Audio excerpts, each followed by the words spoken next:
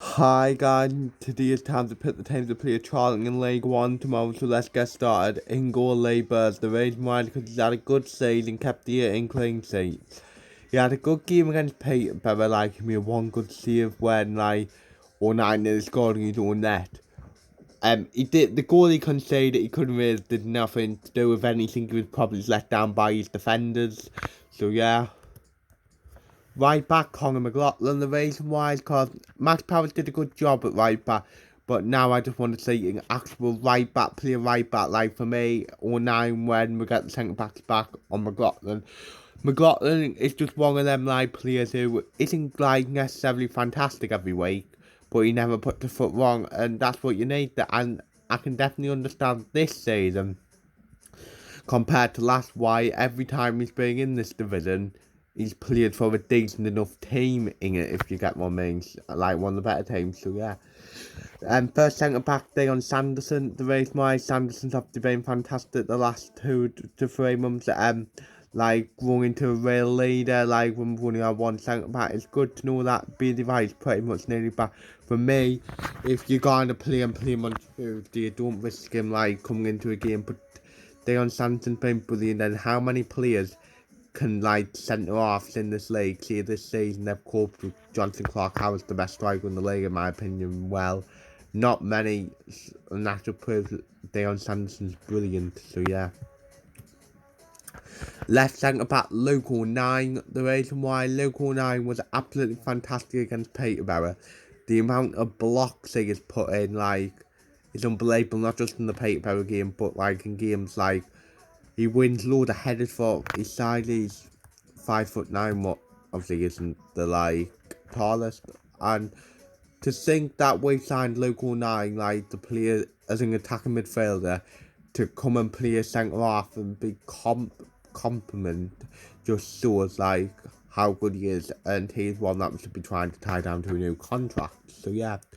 Left back Denver Hume. The reason why it was good to see Denver back on Monday, he did okay, didn't do anything special, but I would like to say him because he's our best left back in my opinion, and going forward he's good. He's still got a bit to get defensively, what to be fair, he's improving, and I don't want to see Callum fasting again. I think we can all agree that is probably our best back four available unless you play power there, so yeah. First segment, Carl Winchester. The reason why, because Winchester, the last month I think he's been excellent. The last game I don't think he was, but I would leave him in because he's been that good over the recent months. To be honest, if there was someone who was going to drop out, it would be Winchester for Ledbetter. So yeah. Then next to him, Max Power. The reason why again Power's been brilliant the last month. On Monday he didn't really look comfortable playing right back, if you get what I mean. Where he was lackluster, he come in there with their defence, you could even argue he was out of position for the goal, but all in all he's been good and he deserves to be Sunderland captain. Like I said last time, will he be the captain that takes us back to the championship? So yeah. Right wing John Jones. To raise my John Jones has been absolutely class since we got him. 2 goals, 4 assists, I think 5 stars is absolutely unbelievable. And Jones, is a top player at this level, probably can go and play at a high level if he wanted to. His pace absolutely terrorises defence, where they're literally scared of him.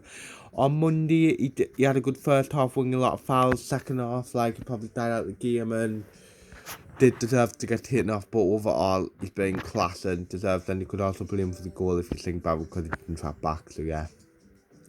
Camlin and Goats, the race Michael Goats got a golden assist against Doctorate, and I thought he was unharshly dropped against Peterborough when he did come off the bench. I thought he was okay, didn't really put foot wrong. And was a threat on the counter attack. So I also think he deserves to keep his get his players back. So yeah. Left wing is McGady. What can I say about McGady? Yeah, big players come to big games, especially at the stage in the season, and deliver. And that's exactly what McGady's done, if you get what I mean. The last 2 games when we've needed goal to keep us in up and probably dramatically, McGady has did that. And surely he should be up for it tomorrow, especially against his former club where he didn't exactly do well there last season. So yeah. Then striker Charlie White. the reason why White hasn't gone full in was a rarity, but White has still been absolutely fantastic. Like 22 goals in the league, second top scorer. Like I said, I think he'll steal that way. I mean, the turnaround he has unbelievable. Fair play to the lad, and yes, I mean, he's been fantastic. So yeah, then on the bench, Remy Matthews, all the younger, Josh Gould, Grant Ledbetter, Ross Stewart, Ian O'Brien, and Chris Maguire.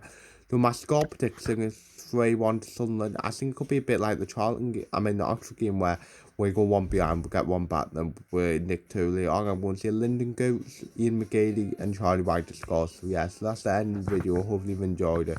Like, subscribe, view, comment, and see. Yeah.